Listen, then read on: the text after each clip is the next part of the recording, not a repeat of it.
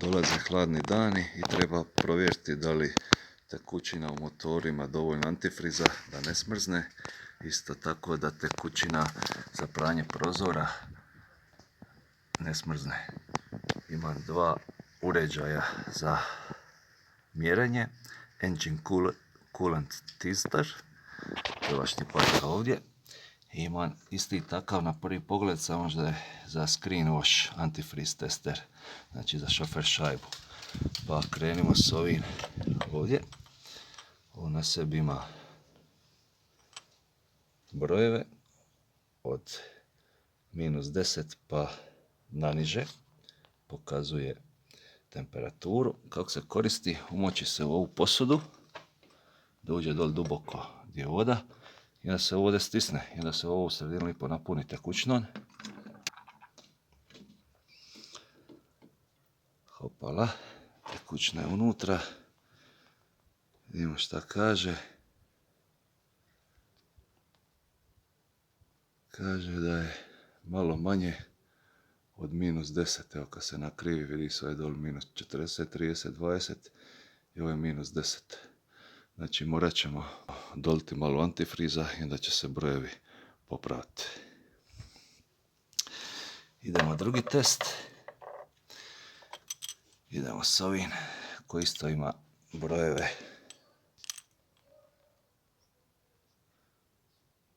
-10, -20, -30, -40. Više ovo je malo drugčije, ovdje se obrnuto ponaša kazaljka. Ide prema gori što je više temperature može podnijeti. Pa da vidimo što će ovdje reći. Ok. Uranjan, stišćen. Puštam da se napuni. Ova je dobra povukla skroz do vrha. Malo se zarotiralo, ovo sve skupa treba namisliti. Evo ga na. Kaže da može podnijeti skoro -15 stupnja, što je po meni sasvim ok. Tu nećemo dirati ništa, tekućine ima. Slabije ovo troši, možda mi izdrži tamo do 1. 2. mjeseca, a možda i više. Onda ćemo, kad bude trebalo, doliti još malo tekućine. Inače, u pravilu kupim litru zimi, za zimske uvjete. Kad se na proljeće potroši, kupim litru za litnje i onda opet zimske i tako naizmjenično.